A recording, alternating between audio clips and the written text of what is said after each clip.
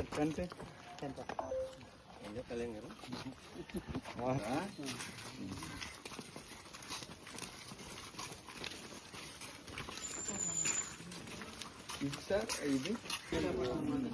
మీరు పార్టీ కోసం కష్టపడ్డారు, జనసేన పార్టీకి ఓట్లు వేశారు, మరి మీకోసం మేము నిలబడాలి కదా.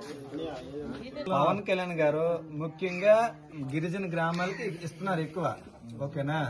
గిరిజన ప్రాంత ప్రజలు చాలా ఇబ్బందులు ఉంటున్నారని చెప్పేసి ఆయన ప్రతి ఒక్కటి మీ గిరిజన నుంచి వచ్చిన ప్రతి ఒక్కటి కూడా ఆయన రెస్పాండ్ అయ్యి లైఫ్ కరెంట్ లేకపోయినా రోడ్లు లేకపోయినా వెంటనే మంజూరు చేస్తున్నారు.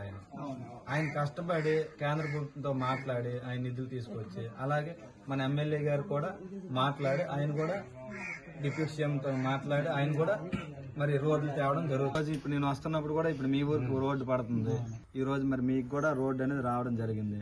మరి అభివృద్ధిలో మనం ముందుకు వెళ్తున్నాము. ఈ కూటమి ప్రభుత్వం వచ్చిన తర్వాత మరి గతంలో మీరు చూసారు 5 ఏళ్ళు ఏం పరిపాలన జరిగింది మీ అందరికి తెలిసిందే.